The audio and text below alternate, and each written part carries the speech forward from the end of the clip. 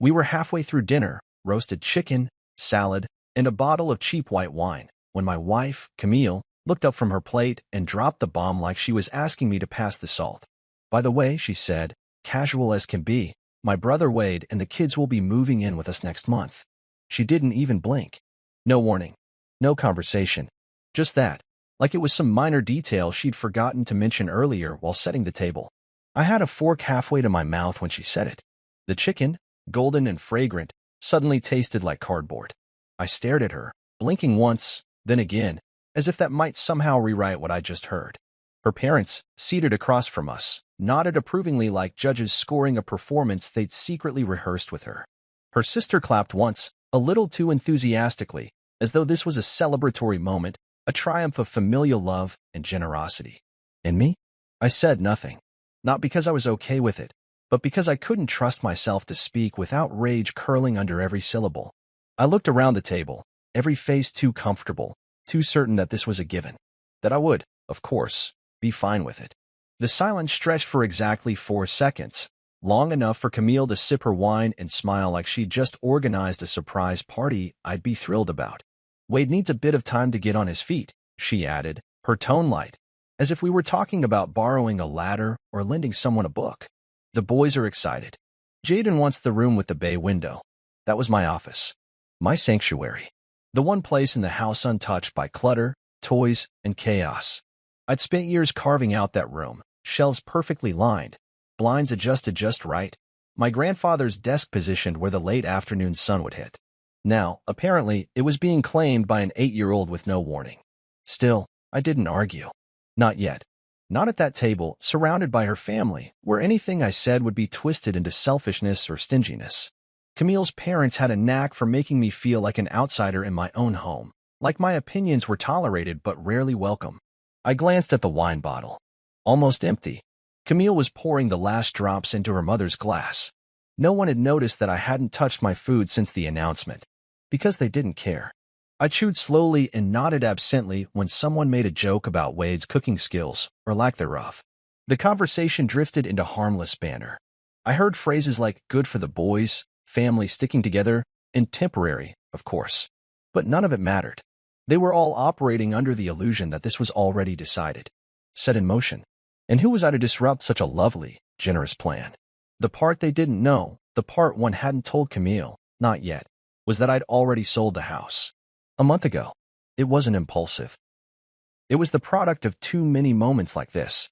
The casual disregard. The taken-for-granted sacrifices. The mounting sense that I was a guest in the life I built. So I took action. Quietly. Methodically. The way I handle most things in life. I called Leah, our real estate agent, the one who sold us the house in the first place. Told her to keep things discreet. We listed it privately, targeting out-of-state buyers. The market was good. The house went under contract in 2 weeks. A couple from Portland, newly married, both remote workers, had fallen in love with the bay window just like I had. The paperwork was signed. Inspections passed. Closing was scheduled for the Thursday before Wade's big arrival. I sipped water, my throat tight from holding back too many words. Camille leaned over and touched my hand gently, as if expecting praise. I know it's sudden, she said softly, but this'll be good for everyone. You'll see. I smiled. It was the kind of smile you wear when you're sinking but don't want anyone to see you drowning. After dinner, I helped clear the table. Listened to Camille's sister go on about wallpaper patterns for the guest room, which apparently was being transformed into a play space. I nodded, made polite noises, washed dishes while they plotted the redecoration of a home that was no longer theirs. When they left and the door finally clicked shut, Camille looked at me expectantly.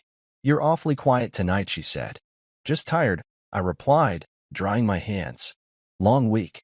She came over, kissed my cheek, and whispered, "Thank you for being so understanding." I kissed her back, said nothing, and went upstairs. There were only 4 weeks left, and they had no idea. I'm Milo Tran, 40 years old. Accountant. Steady. Predictable. I'm the kind of guy who pays off credit cards early, checks the tire pressure before road trips, and triple checks the weather before stepping outside.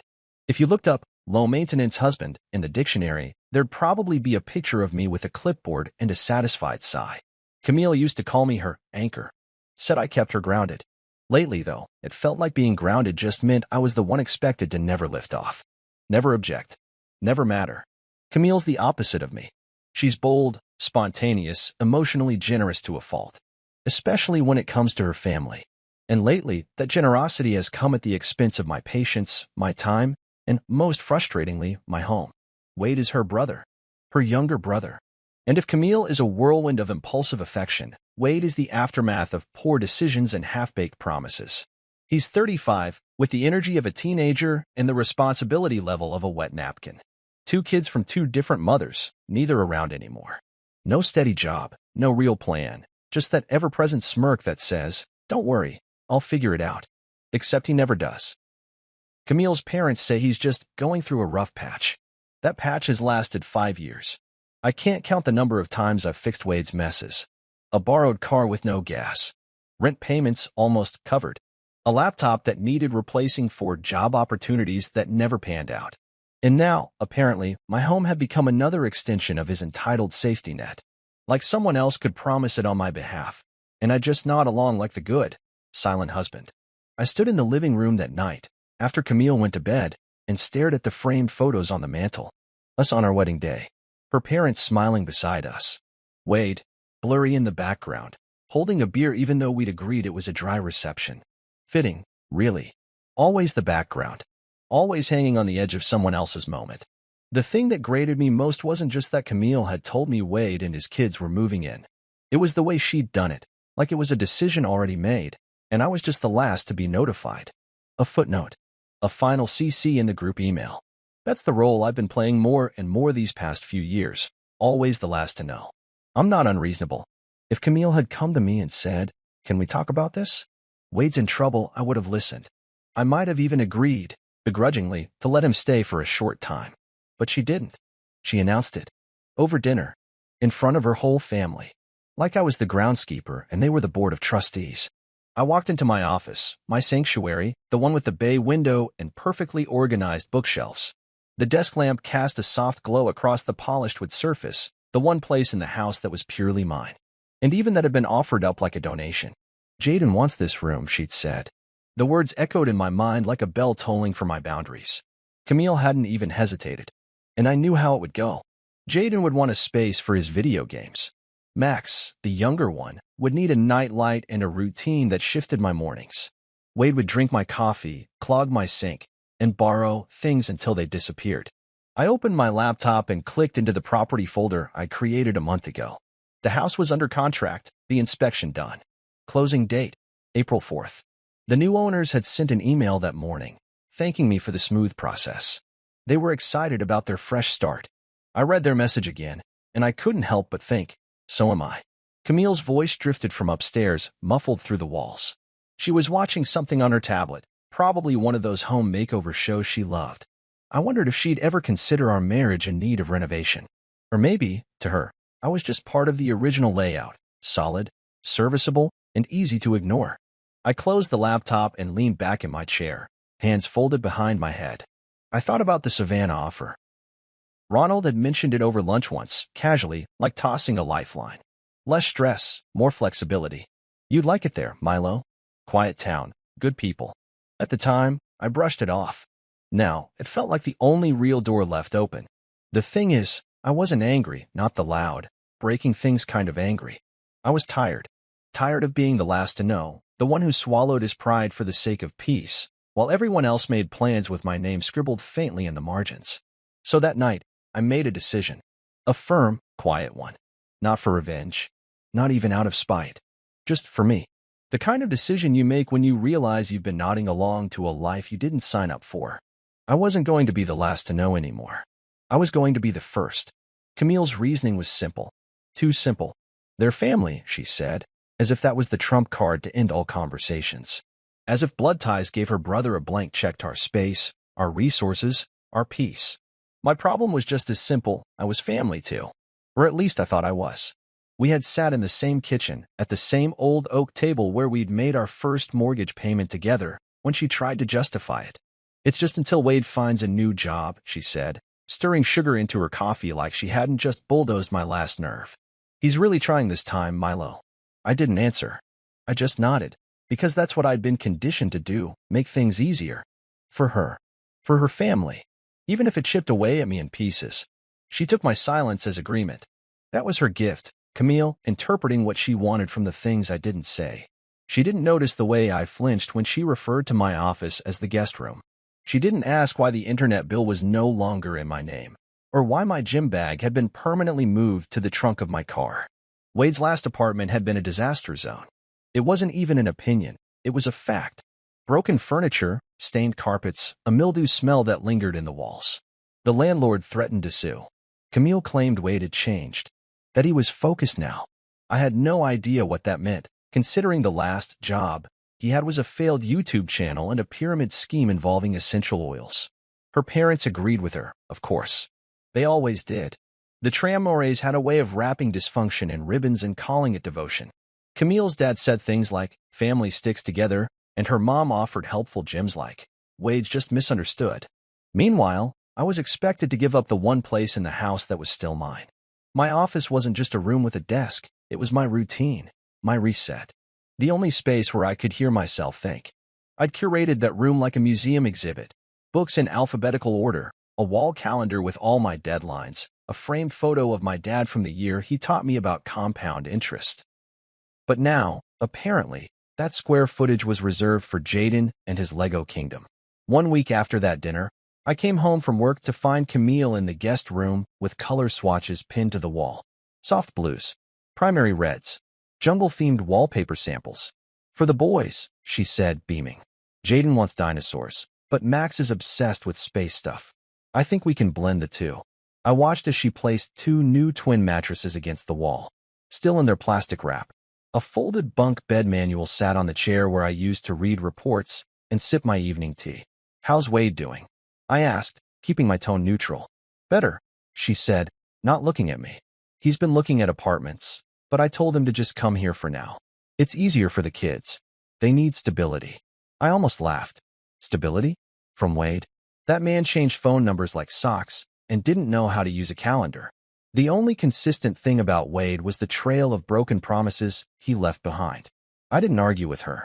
Instead, I went upstairs, opened the safe behind our bedroom closet, and pulled out the contract. The house sale was almost complete, just a few signatures left. The couple buying it had offered above asking. No contingencies. A dream transaction. What Camille didn't know, what no one knew, was that I'd started this process quietly, right after Wade's last career fell through. Something inside me had shifted that day.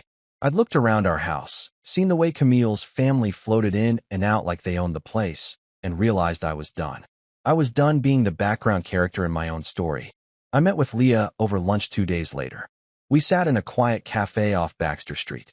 She'd sold us the house 7 years ago and remembered how Camille had insisted on the open floor plan while I calculated property taxes on a napkin. I want to sell, I told her. Quietly. Her eyebrows rose. Camille, no? Not yet. She looked at me for a long moment, then nodded. Okay, I'll keep it off public listings. But you'll need to move quick. Spring market's heating up. I've already started packing, I said, and it was true. Box by box, drawer by drawer, I'd been transferring everything I cared about into a storage unit across town. Camille had noticed, of course. She'd asked once, and I told her I was decluttering. She smiled and said it was so like me. She had no idea. That night, I lay in bed beside her while she scrolled through Pinterest boards for cozy kid corners and shared boy spaces. I stared at the ceiling and counted backward from 100. Her voice buzzed beside me like white noise. Plans, ideas, paint samples, dreams. Dreams that didn't include asking me what I wanted. And all I could think was, I've already made my choice. They just don't know it yet. The moment didn't come with a dramatic flash or a loud argument. No storm clouds or shattering glass. Just a conversation overheard over clinking forks and idle gossip at Camille's cousin's birthday dinner. An overpriced affair at a fusion restaurant where everything was plated like art and tasted like confusion. I had stepped away from the table, refilling my water at the sidebar, when I caught her mother's voice. It cut through the room, clear as a bell. Once Wade and the kids are settled, maybe Milo can crash somewhere else. A short-term rental or something. That's reasonable, right? Her aunt laughed. Not politely. Not nervously. Loudly. With delight. Honestly, it might be better for everyone, she said, as if I were a set of mismatched luggage someone was finally brave enough to leave behind. I stood there for a second too long, the glass of water cold in my hand, the words echoing like a bell tower collapsing inside my skull. I didn't move. I didn't interrupt. I just let their voices wrap around me like a noose I hadn't realized they were tightening. Better for everyone. That was when it clicked. This wasn't a temporary arrangement. This wasn't just until Wade finds his footing. This was a planned transition, an unspoken family consensus. Camille had offered them my house, my space, my life, and now, her family was strategizing where to put me. Like I was a worn-out love seat, too sentimental to throw away, but inconvenient to keep in the main room. I walked back to the table and took my seat. Camille smiled, unaware. Her hand slipped into mine under the table, her thumb drawing lazy circles across my skin like everything was fine. Normal. Loving. I stared at her, and I thought, you really don't see me anymore. The table burst into laughter again. Someone made a joke about Wade being a house dad now, and Camille joined in like nothing was wrong, like she hadn't just handed off our future without blinking. I didn't eat much after that. I barely spoke. No one noticed. And that, too, told me everything I needed to know. They didn't notice when I left early. Claimed I had an early meeting. Camille kissed my cheek and waved me off without suspicion. She turned back to her wine before I even reached the door. I got into my car, sat in the quiet for a long moment, and just breathed. Then I smiled. Not out of joy, but out of clarity. They had no idea the house was already under contract. No idea that in 3 weeks, a couple from out of state would be holding the keys to their fantasy. I drove to the storage unit that night. Unloaded 3 more boxes, tax documents, my grandmother's old china set, a framed photo from my college graduation. Each item tucked away, sealed and labeled, a quiet promise to myself. Camille had started redecorating the guest room. There were paint samples in the garage. New curtains already ordered. She'd even created a spreadsheet, Wade move-in plan, which I'd stumbled upon accidentally when using her laptop. It had bullet points, deadlines, a grocery list. There wasn't a single note asking what I thought. In her world, I'd already stepped aside. And maybe, in a way, I had. But not for the reasons she assumed. Back at home, I climbed into bed next to her. She was already half asleep, murmuring something about needing to schedule the carpet cleaning. I watched her for a long time.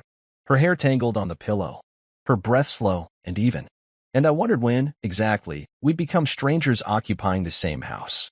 I remember the early years, our first nights in this very bed, eating takeout from paper boxes, laughing until our stomachs ached. I remembered the promises, the plans, the way she used to ask what I thought before deciding what she wanted. Now, I was just expected to nod, to fund, to disappear. And they had no idea I already had. 3 weeks. That's all. Then the new owners would arrive, James and Claire Gwen, a young couple from Portland, newlyweds. They'd sent me an email just last week, asking if I could recommend any good coffee shops in the area. They were thrilled about the bay window, said it would make the perfect reading nook. I'd smiled reading it. I used to sit there every Sunday morning, coffee in hand, silence in the air. Before Camille started using the living room for video calls. Before her parents dropped by without calling. Before Wade's impending invasion turned my peace into collateral damage. I'd smiled reading it. I used to sit there every Sunday morning, coffee in hand, silence in the air. Before Camille started using the living room for video calls. Before her parents dropped by without calling. Before Wade's impending invasion turned my peace into collateral damage. I stood by the window that night and looked out at the yard. The garden Camille's mom claimed as hers. The patio Wade wanted to use for weekend barbecues. The garage her dad had offered to organize before he even asked if I wanted the help. Let them dream. Let them plan. The truth was already in motion. And when the day came, when the papers were signed, and the door no longer belonged to any of them, they would finally see what it felt like to be uninvited. I woke up the next morning before the alarm, already rehearsing the conversation in my head. Ronald had offered the Savannah transfer 2 months ago, quietly, over coffee, after I'd saved one of our biggest clients from a tax penalty that could have wrecked their business. You ever get tired of all this, Milo? He'd asked, motioning to the window overlooking the gridlocked city. We've got space in the Savannah office. Less chaos. More control. Think about it. Back then, I wasn't ready. I still believed Camille and I could recalibrate. That maybe, with a few hard conversations and a little therapy, we'd find our footing again. But after that dinner with her family, after realizing how deeply they'd cut me out of my own future, I didn't need time to think anymore. I just needed to act. I called Ronald at 8:01 a.m. If the offer's still on the table, I said, I'll take Savannah. He didn't hesitate. It's yours. I'll send the transfer papers by noon. Take a few days to get settled. We'll help with the relocation costs. I thanked him, then hung up and immediately called Leah. She picked up on the second ring, her voice bright as always. Milo, everything's still on schedule. Buyers are thrilled. Walkthrough is tomorrow. Want to be there? I glanced around the house, at the framed wedding photos still hanging on the wall, at the potted plant Camille always forgot to water, at the stack of family board games we hadn't touched in over a year. No, I didn't need a walkthrough. I needed out. No need, I said. Just make sure the keys get to them. And Leah, yeah, can you find me something small? Cozy. 1 bedroom. Savannah sighed. She paused just long enough to mean something. You're not telling her, are you? No, I said. Not yet. She didn't judge me. Just nodded through the phone. I'll send you listings this afternoon. With that, the gears started turning. My life, my new life, was being built beneath the surface of the one everyone thought I'd accepted. Over the next few days, I worked like a man escaping a prison of velvet walls and polite suffocation. I packed in secret, methodical as always. My books went first, row by row, wrapped in newspaper, labeled by genre. Then my work files, the ones I didn't trust, to cloud storage. I moved sentimental things quietly, photos, old journals, the sweater my dad gave me in college. The bookshelf in my office started looking thinner, the corners a little barer. Camille noticed once. It was a Wednesday evening. She was filling out school forms for Jaden and Max, acting like they were already registered in a district they didn't belong to. Are you decluttering? She asked, eyeing the open boxes by the hall closet. I looked up from my laptop and gave her the kind of easy smile I'd learned to weaponize. Yeah, just thinning out what we don't use. She smiled back. That's so you. She didn't ask what I was keeping, or where it was going. The garage sale came next, a perfect excuse to move furniture without suspicion. I told her I wanted to start fresh with the decor. She thought it was my way of making space for Wade and the kids. See, she said, beaming at her mother when they came by to drop off storage bins. Milo's being amazing about this. He's really making room. They didn't know the room was no longer theirs to fill. I kept only what I needed. My clothes. A few kitchen essentials. My favorite books. A single chair. Everything else, sold, donated, or boxed into storage. By the end of the week, my life fit into a 2-room footprint. I drove down to Savannah that Saturday. It was early morning, the kind of dawn that smelled like freedom and sea salt. The condo Leah found me was perfect, brick-faced, small balcony, quiet street. It had character without chaos. No toys on the floor. No in-laws parked on the couch. Just stillness.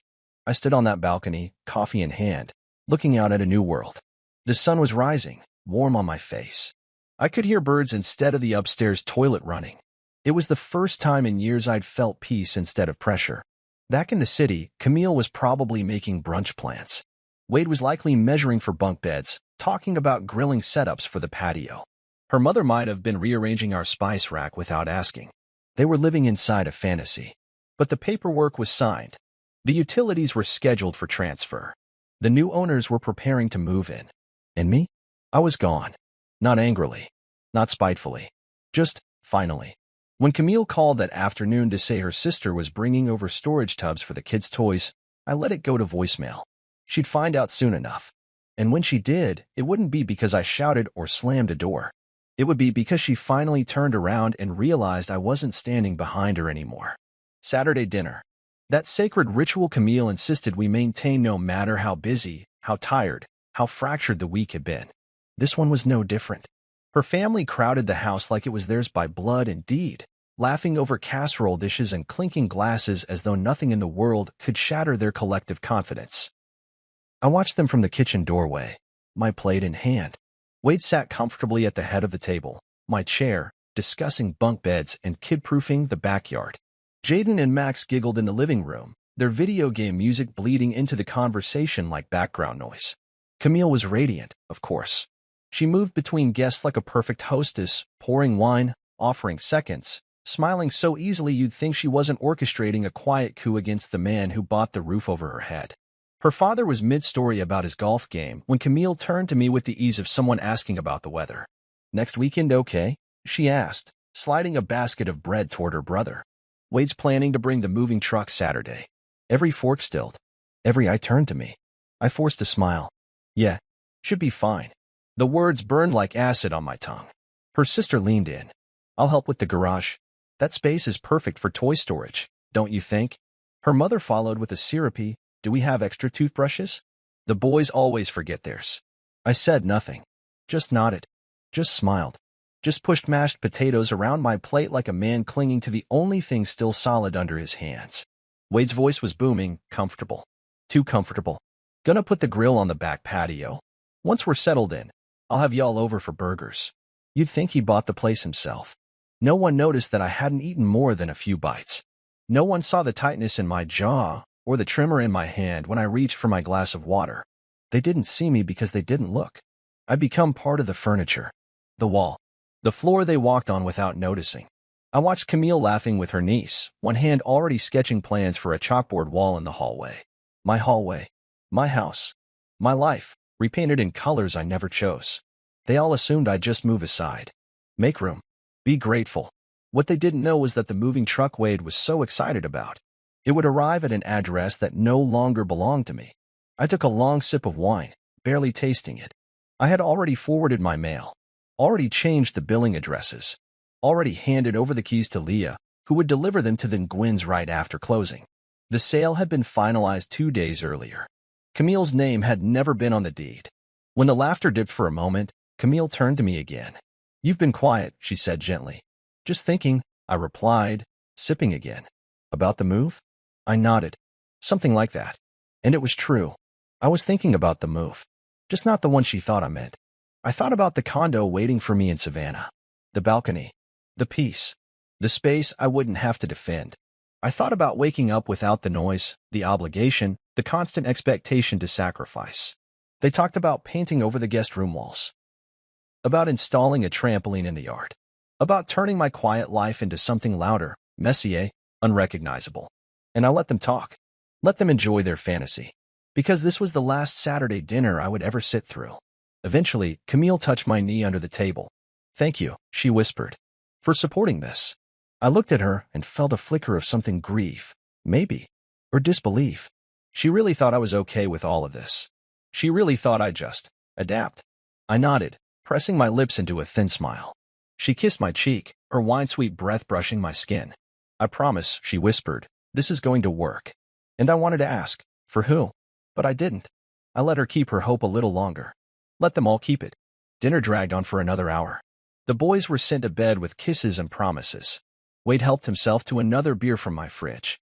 Camille's parents left with leftovers and compliments about how lovely this new chapter would be.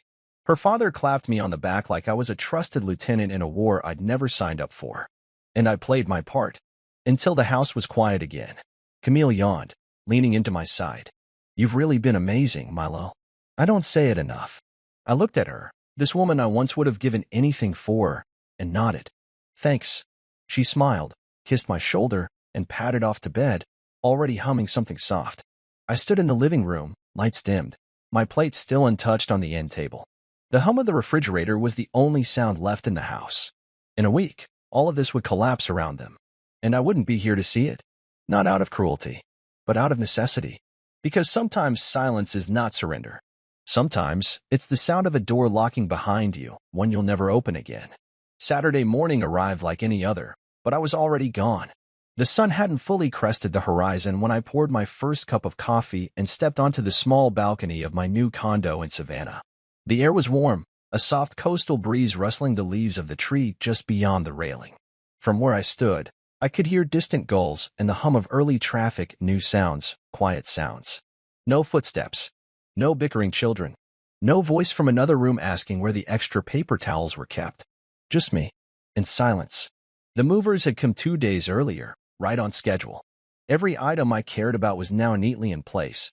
My desk in front of a bright, east-facing window, my books back on shelves, my clothes hanging in a closet I didn't have to share. My name was off the old utility bills. Mail forwarded. That house was no longer mine. And today was the day they would find out. I imagined the scene back in the old neighborhood unfolding like a poorly directed sitcom. Wade's truck pulling into the driveway. Jaden cradling his game console like treasure. Max probably dragging a beat-up teddy bear by one ear. Camille's mom with her foil tray of lasagna, proud and confident and blissfully unaware that the kitchen she expected to reheat it and didn't belong to us anymore. Then Gwen's had moved quickly after closing.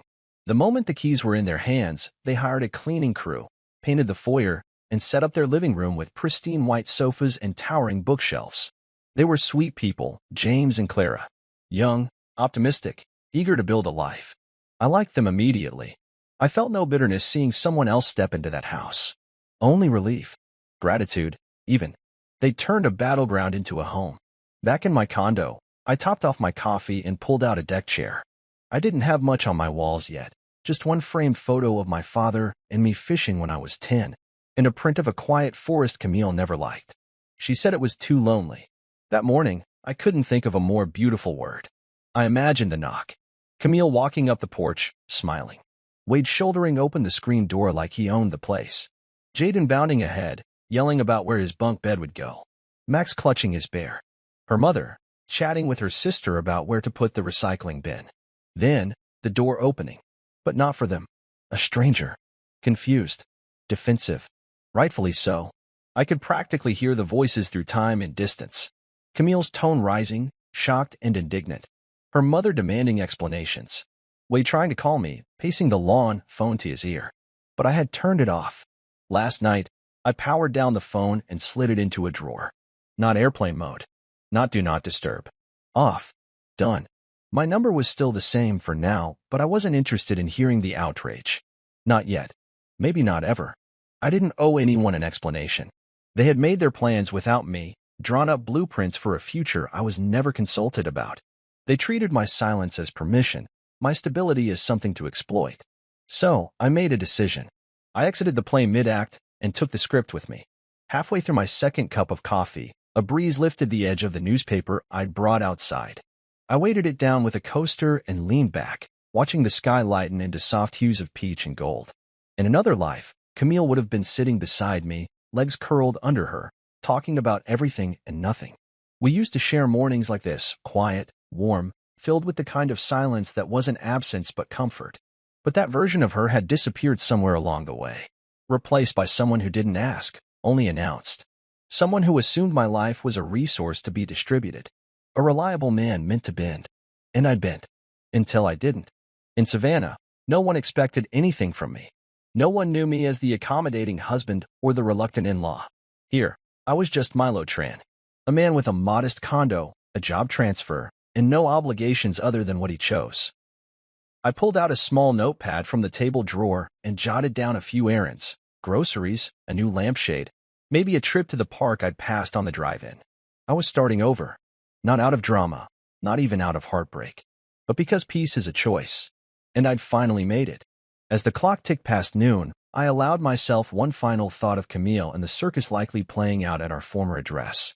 The faces twisted in confusion. The voices raised. The sudden understanding that the man they all expected to stand silently by had quietly stepped away. And in that quiet, I found everything I had been missing. Freedom. Space. Stillness. I smiled into the breeze and took another sip of coffee. Let them knock. Let them shout. Let them feel, for once, what it's like to arrive uninvited. The phone started ringing around noon. Not just once, not just twice, but in waves. 32 missed calls by mid-afternoon. Camille, then her mother, then Wade. The same three names blinking across the screen over and over again like a fire alarm I refused to acknowledge. I'd left the phone on silent, face down on the kitchen counter beside a fresh loaf of sourdough and a half-drunk cup of tea. The tea was cold by the time I picked up the phone and looked at the call log. 32 missed calls, 5 voicemails, 2 text messages, and one unrelenting truth. They knew. I stood at the kitchen window, watching the shadows of the afternoon stretch across the parking lot below. Someone walked their dog. A couple argued in soft voices near a car with a missing hubcap. The world, as usual, kept turning, utterly indifferent to whatever meltdown was happening 3 hours north of me. I scrolled through the voicemails but didn't listen. I didn't need to hear them to know what they said. I could picture it all in my head. Camille's shock, her mother's outrage, Wade's disbelief. All of it tangled in the same arrogant certainty that had led them to believe the house would always be theirs. My patience, my silence, my presence, taken as permanent fixtures. Never questioned, never earned. The phone rang again. Call number 37. This time, I answered. Milo. Camille's voice exploded through the speaker, high-pitched and breathless. What is this? I took a slow breath. Hello, Camille. Don't you hello me, she snapped. We got here, and there are people living in our house. Strangers. Some woman opened the door in pajamas and told us to get off her property. That would be Claire and Gwen, I said calmly. She and her husband are the new owners. Lovely people. There was a pause. Just 1 second of silence.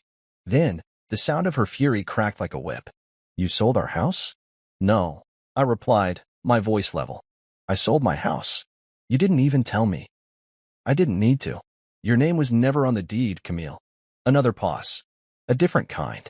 Like she just remembered that little fact, and it was hitting her for the first time with the weight it deserved. You left us homeless, she said softly. Not angry this time. Hurt. Accusing. No, I said. I gave you options. You just didn't ask what I wanted. Ever. Milo, she began, her voice trembling now. You blindsided us. You God, my mother's crying. The boys are upset. Wade is pacing the lawn. That's not my lawn anymore. She let out a shaky breath. You could have told me. You should have told me. I tried, Camille, I said, stepping away from the window. For months. I tried with silence, with hesitation, with 1,000 small signals. But none of it mattered because you had already decided. Wade was moving in. The boys were taking over my office. Your family had already written the script. I was just supposed to show up and play my part. You didn't give us a chance to fix it. No, I agreed. Because I was done trying to fix what you wouldn't admit was broken. I'm exactly who you married, Camille. You just stopped seeing me. You stopped listening. And now that I've finally acted in my own interest, you're shocked. But maybe you should ask yourself why. She said nothing. For once, the silence was hers to carry. You have a family that will cushion your fall, I added after a moment. You'll be fine. Wade's resourceful, remember? You told me that 100 times. I don't want to talk about Wade, but he's the reason we're here. More silence. I'll be in touch, she said eventually. About, I did know. The divorce. Send whatever you need to my address in Savannah, I said. But Camille. Yeah, don't call again. I hung up without waiting for a response. And just like that, it was done. The phone, once again, went face down on the table. I sat there, surrounded by stillness, in a space that finally felt like mine. The fallout had arrived. And I was still standing. I didn't check the phone for 2 days. I changed the number on the 3rd. No farewell message, no explanation. Just logged into my provider's portal, selected a new line, and pressed confirm. Just like that, Camille, Wade, her mother, her father, all of them gone. Their access cut off like an unpaid subscription. If they wanted to reach me now, they'd have to try hard. And by then, I'd have no interest in hearing whatever desperate apology or backhanded justification they might finally cook up. The emails came next.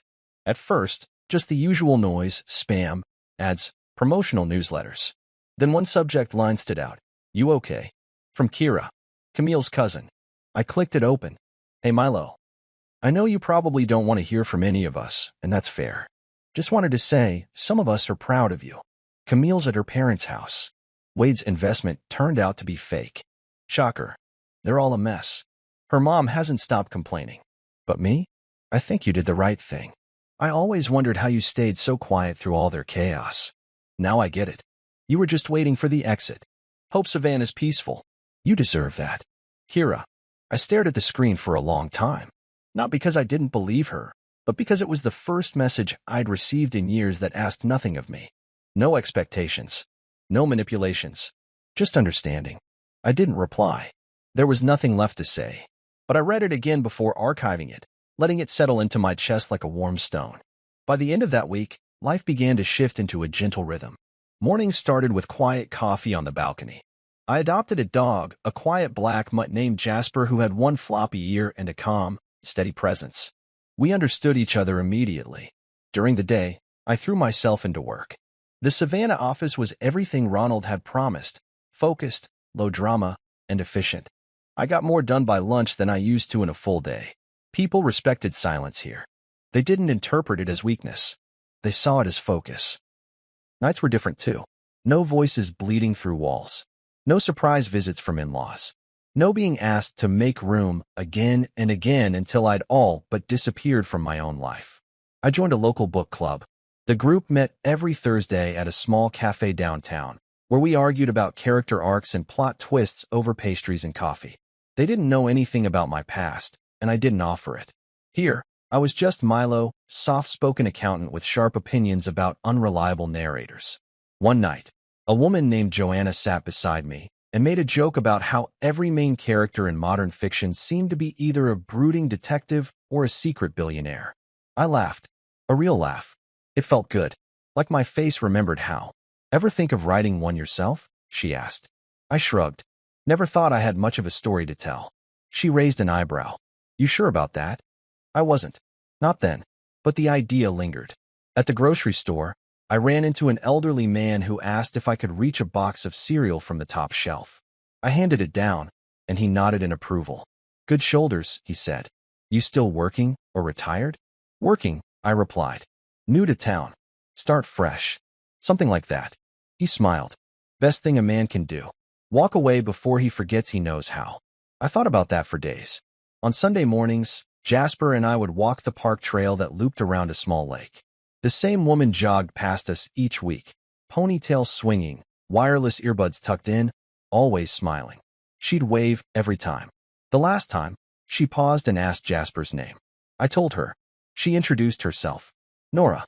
Said maybe next week she'd bring treats. I said I'd bring coffee. It wasn't romance. Not yet. Maybe never. But it was something different. A beginning, not a compromise. One afternoon, while organizing my bookshelf, I pulled out an old photo. Camille and me on the porch of our old house, arms around each other, young and flushed with hope. I stared at it for a long time before sliding it into the back of the drawer. Not out of bitterness. Not out of pain. Just done. Camille once said I was a man who didn't take risks. That I clung to comfort like a crutch. What she never saw was that leaving her wasn't about abandoning my life. It was about finally claiming it. In Savannah, I wasn't Milo the pushover. I wasn't the in-law scapegoat. I wasn't the man standing at the edge of the dining room while decisions were made without him. I was Milo Tran, and I slept soundly. No footsteps in the hallway. No whispered plans in the kitchen. No voices discussing my living room like I didn't exist. Just me, Jasper, the occasional breeze from the coast, and a door I had closed, not out of anger, but with intention, with grace, and this time for good. The envelope arrived on a Tuesday. Plain white. No markings. No handwriting. Just my name printed in firm black ink, and a return address I recognized instantly, Camille's attorney. I didn't flinch, didn't curse, didn't even sigh. I just picked it up from the mail slot, tucked it under my arm, and carried it back inside like it was just another piece of junk mail. Inside my condo, Jasper trailed after me with curious eyes and a soft chuff. He'd become my shadow these past few months, quiet, present, never asking for more than I had to give. I set the envelope on the kitchen table, beside the dog's food bowl and a half-finished crossword puzzle. The sun was pouring through the balcony door, casting slow-moving shadows on the floor, and I let it all sit there for a while. Let the moment breathe. I already knew what was inside. No letter. No apology. Just divorce papers. Clean. Clinical. Final. Eventually, I opened it. Just as expected. Form after form, neatly clipped together, every checkbox filled, every signature line marked with a tab. Camille had made it efficient. I couldn't even be mad about that. It was the same way she had once organized our wedding, seamless, precise, detached in all the ways I used to mistake for strength. There was no note. No, I'm sorry. No, I didn't mean to. Not even a sticky note with a half-hearted, hope you're okay. Just the paperwork, asking for the last tie to be severed. I read every line. Took my time. Not because I had doubts, but because this moment deserved respect. This was the last chapter of something I had once believed would carry me through the rest of my life. It had failed, but not because of one decision or one betrayal. It had failed slowly, like a roof that starts leaking drop by drop until the foundation caves in. And no one ever hears the first strip. When I finished reading, I reached for my pen, signed every page, and slid the documents back into the envelope. Then I stood by the window, watching people walk past, couples, families, the same elderly man from the cereal aisle a week ago. He waved when he spotted me. I waved back. 6 months ago, I might have hesitated to mail that envelope. I might have clung to some thread of loyalty, some obligation to the years we spent building a life that turned out to be a scaffold over emptiness. But now? Now, I understood what I'd chosen. Peace over people-pleasing. Solitude over being surrounded but unseen. Self-respect over sacrifice. There were still moments that stung, brief, flickering images of what could have been. A Thanksgiving with laughter instead of quiet judgment. A Christmas tree trimmed by two people in love instead of a woman barking directions and a man pretending not to care. A life with a partner who saw me as more than just reliable background noise. Sometimes, when I passed family homes in my neighborhood, front yards scattered with toys, porches draped in lights, I felt a soft ache in my chest. That could have been mine, if I had folded just a little more. If I had absorbed just a little more of her family's needs, her brother's burdens, her mother's critiques. If I had continued to shrink myself to fit their vision. But I didn't. I chose differently. And that ache? It faded faster each time. Now, I woke up in a bed I chose, in a room arranged the way I liked it. I made coffee and didn't have to share the first cup. I read the paper without someone suggesting a chore list. I spoke only when I wanted to, not because someone expected me to fill the silence. Jasper and I walked the trail that evening. The air was crisp, with that soft tinge of early fall. Leaves skittered across the sidewalk. Kids rode bikes past us, and a couple sat on a bench holding hands like no one was watching. When I got home, I fed Jasper, cooked myself a modest dinner, pan-seared salmon, wild rice, steamed broccoli, and lit a candle, just because I liked the smell. I had no one to impress, no performance to put on. I existed for myself now, and that was more than enough. Later that night, I checked my email for the first time in days. Nothing urgent. Nothing dramatic, except one new message. From Camille. The subject line was simple, "Can we talk?" I didn't open it. Didn't need to. The body was likely filled with regrets dressed up as reasons, memories masquerading as solutions. Maybe she'd realized the gravity of what she'd lost. Maybe she missed me. Or maybe, just maybe, she thought she could still negotiate her way back into a life she had no right to claim. I stared at the screen for a long time, then hit reply. One sentence. Some doors, once closed, stay locked. I clicked send. Then I deleted the thread, emptied the trash, closed the laptop. That night, as I slid into bed, Jasper curled at my feet. I didn't think about Camille. I didn't think about Wade or her parents or that cursed bay window back at the house that wasn't mine anymore. I thought about how light my chest felt, how easy it was to breathe when no one else was pressing their weight against your ribs. My house, my rules, my life. Finally,